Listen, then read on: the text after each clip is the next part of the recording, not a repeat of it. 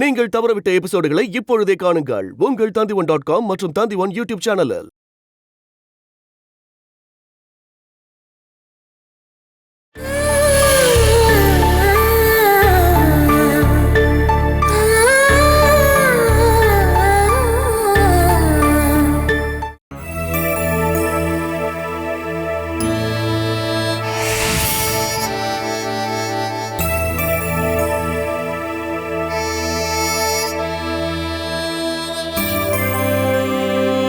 இப்ப கொஞ்ச நாளாவே எதை பத்தியும் யோசனை பண்ணிக்கிட்டே இருக்கீங்க?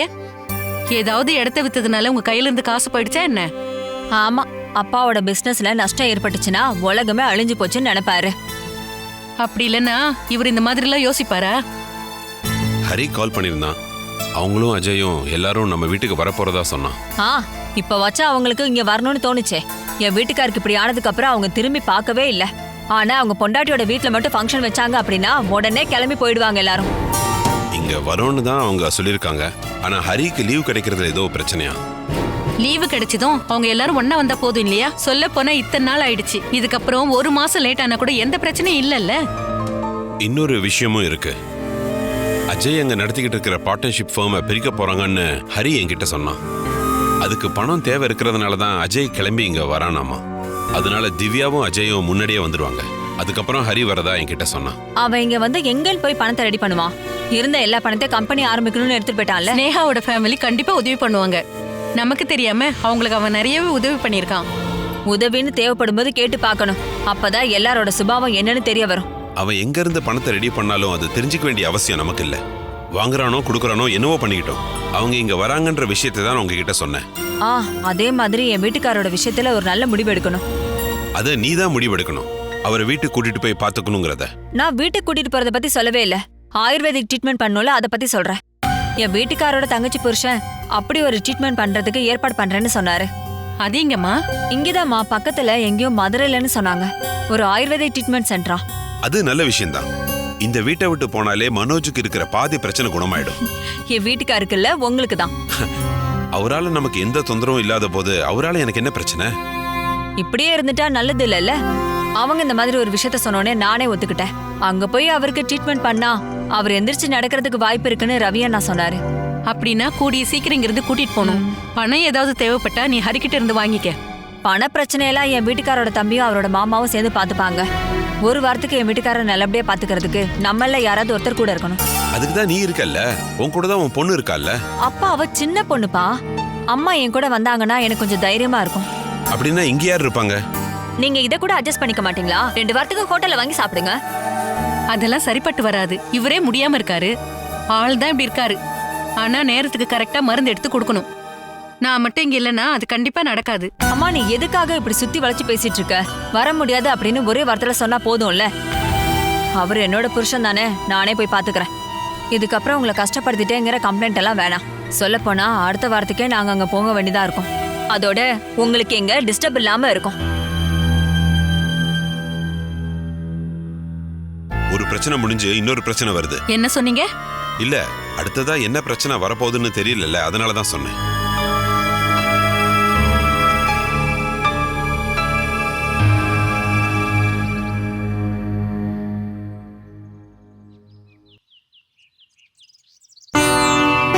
உன்னுடைய சந்தோஷத்தையும் சுகத்தையும் ஒதுக்கி வச்சுட்டு எதுக்கு இப்படி பழி வாங்கணும் ஆஷா? இவன மாதிரி ஒருத்தனுக்கு பொண்ணுங்களோட வாழ்க்கை சாதாரணம் இல்லைன்னு தெரியணும். அவனுக்கு புரிய வைக்கணும் பாலாக்கா. இந்தாங்க சித்தி டீ. சித்தியை கூப்பிட்டுருக்கலாம்ல, நானே வந்திருப்பேன்ல. சித்தி, இந்த வேலையெல்லாம் நானே பார்த்துப்பேன். அப்பாக்கு ஏதாவது வேணுமான்னு போய் கேளுமா.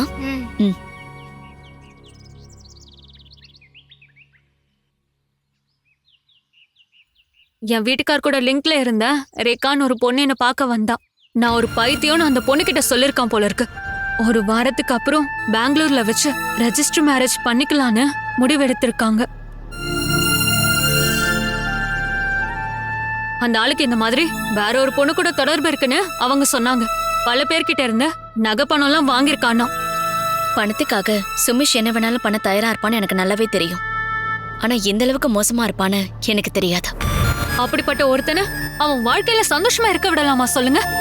பொண்ணுங்க ஒன்னும் விளையாட்டு பொம்மை இல்லைன்னு அவனுக்கு தெரிய வைக்கணும்ல. அவனை சும்மா விடக்கூடாதுக்கா.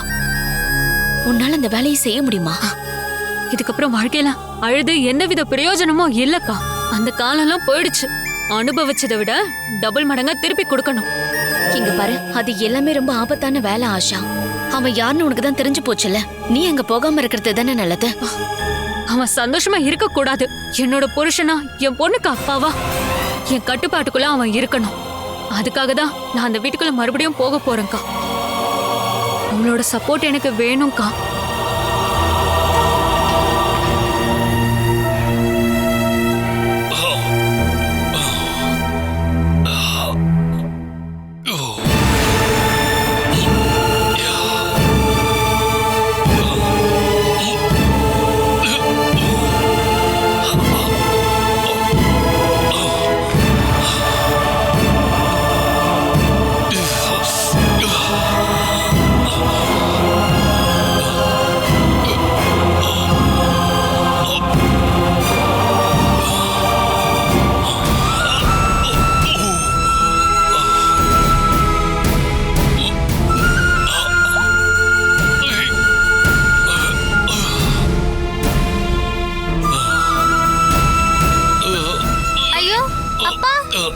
ஐயோ அப்பா, என்னாச்சு?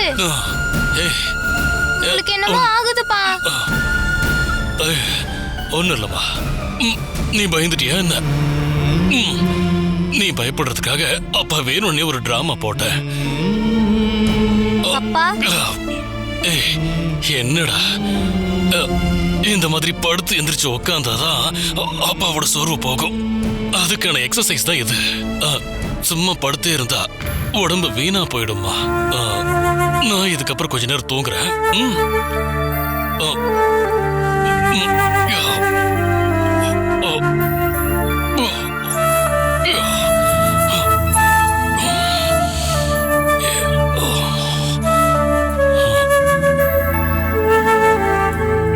நீ அங்க போக போறத பத்தி நான் எதுவுமே சொல்ல மாட்டேன். ஒருத்தர் மேல உண்மையான அன்பு காட்டினதுக்காக அதை வச்சு ஏமாத்திட்டான்ல. ஒரு பொண்ணுங்கிறதுக்காக அன்பை வச்சு ஏமாத்திருக்காம. இதெல்லாம் கடவுள் பார்த்து பாருன்னு என்னால சும்மா இருக்க முடியாது.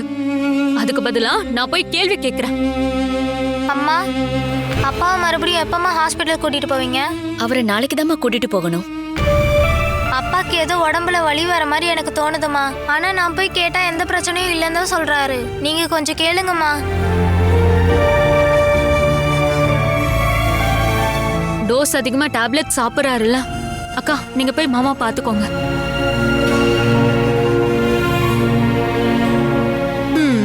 உன் படிப்பு எப்படி போயிட்டு இருக்கு? என் படிப்பெல்லாம் நல்லாவே போயிட்டு இருக்கு சித்தி. உன் தம்பி எப்ப வருவான்? அவனுக்கு பக்கத்துல நிறைய ஃப்ரெண்ட்ஸ் கிடைச்சிருக்காங்க. எப்ப பார்த்தாலும் விளையாட்டு தான். பசி எடுத்தா வீட்டுக்கு வந்துருவான்.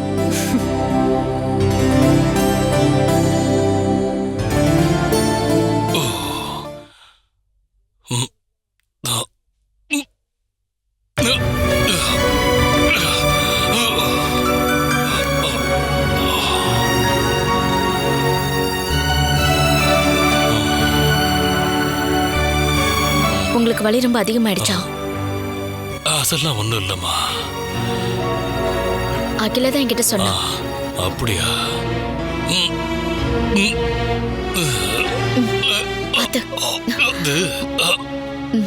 படுத்துக்கிட்டே இருந்த டயர்ட் ஆயிடுவோன்னு சில எக்ஸசைஸ் எல்லாம் பண்ணலாம்னு நினைச்சேன். நீங்க சொந்தமா எந்த எக்ஸசைஸும் பண்ண வேண்டாம். டாக்டர் என்ன சொல்றாரோ கேட்டா போதும். போன தடவை நாம செக்அப் போனப்போ நடக்கிறது நல்லதுன்னு டாக்டர் சொன்னார்ல. நடக்கிறது நல்லதுதான். இப்ப இருந்தே நடக்க ஆரம்பிக்கணும் இல்லையா? இதுக்கப்புறம் 2 நாள் கழிச்சு டாக்டர் கிட்ட போனோம்ல, அப்ப நம்ம அவர்கிட்ட கேட்டுக்கலாம். அப்பாக்கு ரொம்ப முடியலன்னு பொண்ணு வந்து சொன்னப்போ நான் ரொம்பவே பயந்து போயிட்டேங்க. ஆஷா சொன்னதை பத்தி நான் யோசனை பண்ணிக்கிட்டு இருந்தேன். அவ மனசுக்குள்ள என்னதான் இருக்குன்னு எனக்கு புரியல. எல்லாரும் நம்மள மாதிரி இருக்கணும்னு அவசியம் இல்லைல்ல. கோவம் வரும்போது எல்லாத்தையும் விட்டு கொடுக்கணும்னு முடிவெடுத்ததுக்கு அப்புறம் அவங்களுடைய எல்லா முடிவும் மாறிடும். ஆனா ஆஷா 99% இல்ல, 100% முடிவெடுத்துட்டு தான் நம்ம வீட்டுக்கே வந்திருக்கான். சுமேஷ் மேல அவ ரொம்ப ரொம்ப கோவத்துல இருக்கான். நாமளும் தானே இருக்கோம். சூழ்நிலை சரியில்லாததுனால நம்மளால அதை பண்ண முடியல. அப்படி ஒண்ணு நீங்க விட்டு கொடுக்க வேண்டாம். உங்க உடம்பு சரியானதுக்கு அப்புறம் நீங்க போய் கேளுங்க. ஜோசப் அண்ணனுக்கு பணம் கொடுக்கணும்ல. எனக்கு இப்போ முன்னை விட ப்ராக்ரஸ் வேகமா ஆகுது. அதனால அடுத்த மாசத்துல இருந்து நான் ஏதாவது வேலைக்கு போகவா? தேவைப்பட்டுச்சுன்னா மெடிக்கல் சர்டிபிகேட் கொடுத்து லீவை என்னால 1 மாசம் வரைக்கும் எக்ஸ்டெண்ட் பண்ண முடியும். ஏய், தேவையில்லாத வேலை பார்க்காத பாலா. நமக்கு இருக்கிற ஒரே நம்பிக்கை அந்த வேலை தான். அதனால சீக்கிரமே நீ போய் ஜாயின் பண்ணணும். நாம எல்லாரும் பட்னி இல்லாம வாழணும் இல்லையா? யாருன்னு போய் பாரு.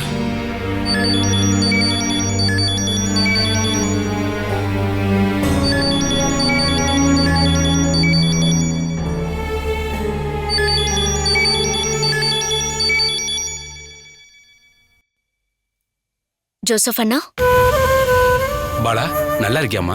கொஞ்சம் கொஞ்சமா நல்லாயிட்டே வரேன். எனக்கு இப்ப பரவாயில்லம்மா. அங்க வந்து உங்க எல்லாரையும் பார்க்கலான்னு ஆசைப்பட்டேன். ஆனா நான் அங்க வந்தனா குட்டி ராணியை பார்த்துக்க ஆள் இல்ல. குட்டி ராணிக்கு இப்போ பரவாயில்லையா ஜோசப் அண்ணா? நேத்து டாக்டர் கிட்ட போனோம். அவரு இனிமே எந்த பிரச்சனையும் இல்லைன்னு சொல்லிட்டாரு. வீட்டுக்கு வந்ததும் வழக்கம் போல அவ கிச்சனுக்கு போயிட்டா. 5-6 மாசத்துக்கு கிச்சனை பூட்டி வைக்கலாம்னு தோணுது.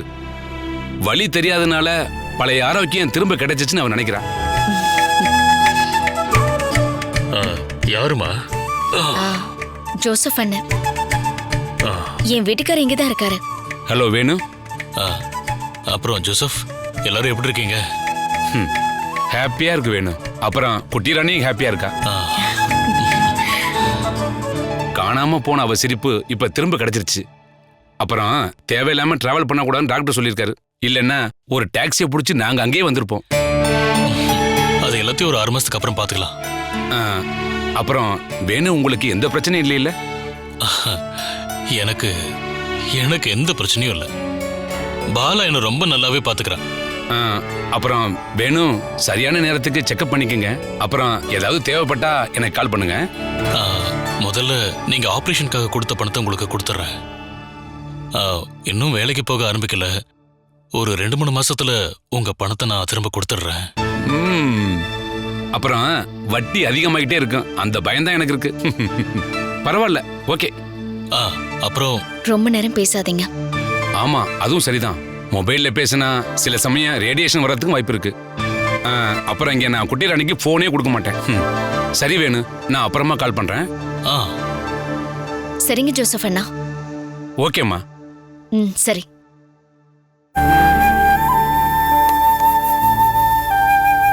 ஜோசப் அவருடைய இடத்த அடமானம் வச்சுதான் ஆபரேஷனுக்கான பணத்தை கொடுத்தாரு. அதை திரும்ப கொடுக்கணும் இல்லையா? முதல்ல உங்களுடைய உடம்பு சரியாகட்டும், அதுக்கப்புறம் அதை எப்படி கொடுக்கலாம் நம்ம யோசிக்கலாம்.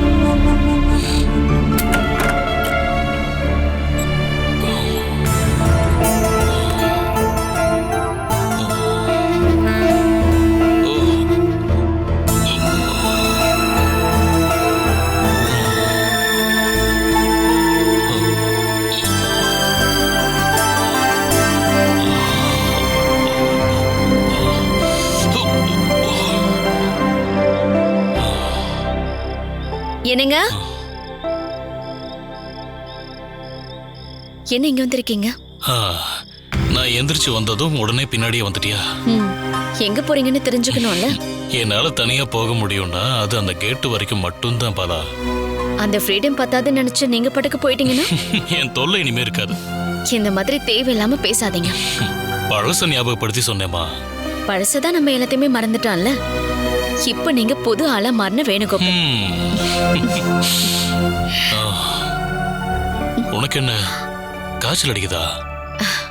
தலைவலி பயங்கரமா இருந்தது. ஃபீவர் வர மாதிரி இருந்தது. அதான் டேப்லெட்டை போட்டுட்டு அப்படியே படுத்து தூங்கிட்டேன். தூக்கத்துல ஒரு கெட்ட கனவை கண்டேன். இந்த வயசுலயா? அது இல்ல, நம்மளுடைய வேணுக்கு ஒரு 25 வயசு இருக்கும். அவ யார் கூடயே சண்டை போட்டு நெத்தியை ஒடிச்சு ரத்தம் சொட்ட சொட்ட அப்படியே. நிறுத்திக்கோ. இப்ப கொஞ்ச நாளாவே நீ என் மேலையும் குழந்தைங்க மேலையும் ரொம்பவே அக்கறையா இருக்க. அதனாலதான் இந்த தலைவலி காய்ச்சல்லாம் வருது. என்ன மட்டும் நல்லா கவனிச்சுக்கிட்டா போதாதுமா. நீயும் ஆபரேஷன் பண்ணிட்டு தான் வந்திருக்க. உனக்கு தேவையான ரெஸ்ட நீயும் எடுத்தாகணும். இன்னும் 1 மாசம் வரைக்கும் ரெஸ்ட் எடுத்தா போதுன்னு டாக்டர் சொல்லிட்டாரு. இப்ப நான் என்ன வேலை வேணாலும் செய்யலாம். அப்படியெல்லாம் பண்ண வேண்டாம். நீ என்ன விட சோர்வா இருக்க. ஒரு 2 நாள் கட்டில்ல படுத்து நல்லா ரெஸ்ட் எடுத்துக்கோ. அது எப்படிங்க? நாளைக்கு உங்களை கூட்டிக்கிட்டு ஹாஸ்பிட்டல் போகணும்ல. எனக்கு இப்ப எந்த பிரச்சனையும் இல்ல. ஹாஸ்பிட்டலுக்கு நான் தனியாவே போயிட்டு வந்துருவேன். அது வேண்டாங்க, நம்ம ஒன்னாவே போலாம். நீ ரொம்ப அடம் பிடிக்காத பாலா. சொல்றத கேளு. நான் ஒரு வண்டியை வர வச்சு அதுல ஹாஸ்பிட்டலுக்கு போயிட்டு வந்துடுறேன். இங்க பாருங்க, நீங்க ஒன்னும் தனியாலாம் போக வேண்டாம். அப்படின்னா நான் சிவபிரசாத கூட்டிட்டு போறேன். அவர் வந்தாருன்னா உனக்கு எந்த பிரச்சனையும் இல்லைல்ல? அப்படின்னா பரவாயில்ல. சிவபிரசாத் வந்தானா என்னை விட அவன் உங்களை ரொம்ப நல்லாவே பார்த்துப்பான். அப்படின்னா நீ போய் தூங்கு. போமா. இங்க இருக்காதீங்க, இன்ஃபெக்ஷன் ஆன பிரச்சனை ஆயிடும். அப்படின்னா காய்ச்சல் இருக்கிற உன் கூட படுக்கிறதுல எந்த பிரச்சனையும் இல்ல. அதை நான் மறந்துட்டேன். சரி, நீங்க கட்டில படுத்துக்கோங்க, நான் சோஃபால படுத்துக்கிறேன். இங்க பாரு பாலா, நீ இந்த மாதிரி எல்லாம் பயப்பட வேண்டாம். நாம என்னதான் கணக்கு போட்டு வச்சாலும் மேல் இருக்கிறவரு ஒரு கணக்கு போட்டு வைப்பாரு. அப்படித்தான் நடக்கும்.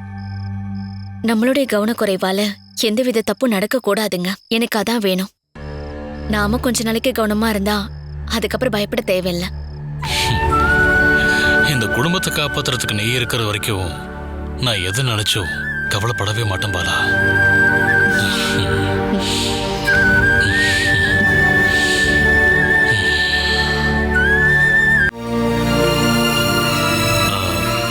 போன தடவை நான் செக்கப்புக்கு வந்தப்போ எனக்கு இதே மாதிரி தான் வலியும் வேதனையும் இருந்துச்சு.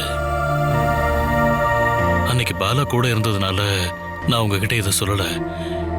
இன்னைக்கு வேணும்னே தான் அவளை நான் கூட்டிட்டு வரல. மருந்துகளை நீங்க எல்லா நாளும் தவறாம சாப்பிட்டுக்கிட்டு இருக்கீங்கல்ல? ஆமா, இருந்தாலும் வலியும் வேதனையும் ஒவ்வொரு நாளும் அதிகமாயிட்டே தான் டாக்டர் போகுது.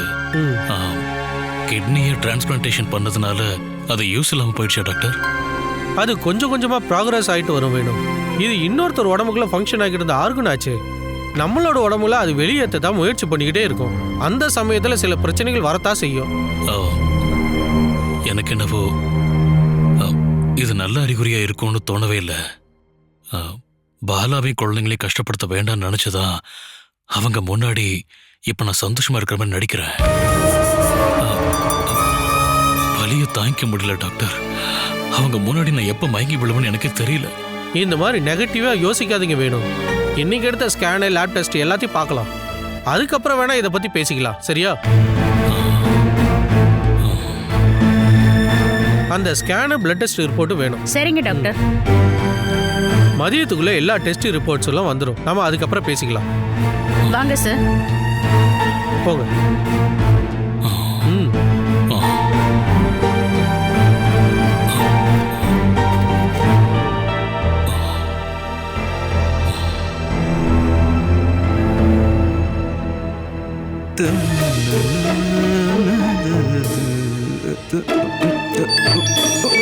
யார் அது?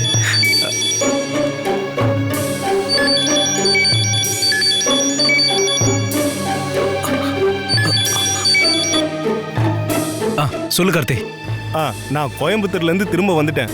ஒரு வேலைக்கான அட்வான்ஸை வாங்கிட்டு முடிக்காமல் இழுத்துட்டு இருக்கிறது இதுதான் முதல் தடவை. உன் ஒருத்தனால தான் வேலையை முடிக்கிறதுக்கு இவ்வளோ லேட் ஆகுது. நான் இதை வேற யார்கிட்ட ஒப்படைச்சிருந்தேன்னா 2 மாசத்துக்கு முன்னாடி வேலை முடிஞ்சிருக்கோம்.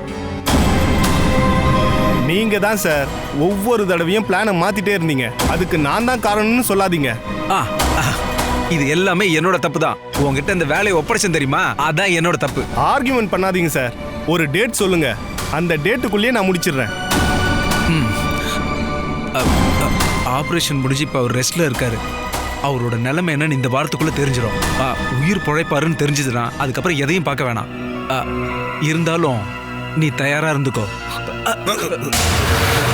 யார் உயிர் பிழைக்கிறத பத்தி பேசிட்டு இருக்க? இது என்னோட ஃப்ரெண்டு. அது எங்க கம்பெனில திருட்டு வேலை பண்ண ஒருத்தனோட பொண்ணு இப்போ ஹாஸ்பிட்டல்ல அட்மிட் ஆயிருக்கா. அந்த பொண்ணு உயிர் பிழைக்கணும்ல, உயிர் பிழைச்சாதானே நாங்க அந்த தூக்க முடியும். டேய் நில்றா, நீ இப்ப என்னடா வேலை பண்ணிக்கிட்டு இருக்க? நீ ஏதோ சில ரகசியங்களை என்கிட்ட இருந்து மறைக்க வேணா கண்ணா. நான் எந்த ரகசியத்தையும் மறைக்கல. டேய் வேணு ஹாஸ்பிட்டல் இருந்து வந்து 2 மாசத்துக்கு மேல ஆச்சு. நீ ஒரு தடவையாவது அவனை போய் பார்த்தே என்ன? டேய் நானும் அனிலாவும் அம்மாவுக்கு தெரியாம 4 டைம் போய் பார்த்துட்டு வந்துட்டோம், அதுவும் ஃப்ரூட்ஸோட. ஏன்டா நீ ஒரு உளுந்து வடையாவது வாங்கிட்டு அவனை போய் பார்த்துட்டு வந்திருக்கலாம்ல? வேணா என் மேல கோவமா இருக்கான்னு நீங்க தானே அன்னைக்கு என்கிட்ட சொன்னீங்க. அப்படி இருக்கும்போது நான் போய் பார்த்தா என்ன வருது? டேய் அதை நான் உங்கள்கிட்ட 1 மாசத்துக்கு முன்னாடி சொன்னான்டா. இங்க பாரு, இப்ப அவன் ஆபரேஷன் பண்ணி ரொம்பவே மாறிட்டான்டா. இனிமேலாவது நீ ஒரு டைம் போய் அவனை பார்க்கலாம்ல? பார்க்க கூடாதுன்னுலாம் இல்ல, சரியான நேரத்துக்கு பணம் கொடுக்காததுனால வேணும்னு முகத்தை பார்க்கறதுக்கு எனக்கு சங்கடமா இருக்கு. டேய் ஒரு அண்ணன்கிற முறையில் சொல்றேன், நீ பண்ணிட்டு இருக்கிறது கொஞ்சம் கூட சரியில்லாத விஷயம். என்னதான் வைராக்கியமா இருந்தாலும் அவன் கூட பிறந்த அண்ணன். எதுவும் குடுக்காட்டி கூட பரவாயில்ல, போய் பார்த்தாலே அவன் வந்து பார்த்துருக்காங்களேன்னு சந்தோஷப்படுவான்ல. வேணு அண்ணனோட எல்லா பிரச்சனையும் நான் தீக்க போறேன். ஒரு வாரம் ஆகட்டும்.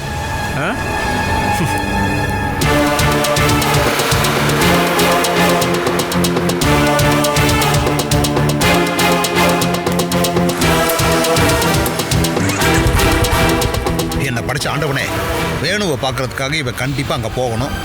அப்பதான் இவனோட விஷயத்துல ஒரு சிறப்பான முடிவு கிடைக்கும்.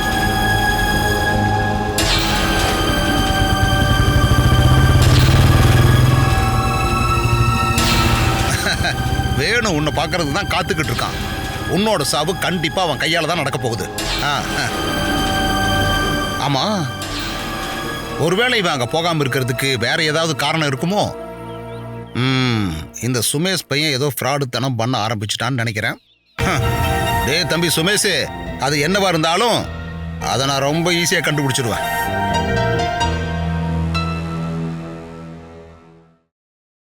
Catch us on TV, Tandivan.com, Facebook and YouTube.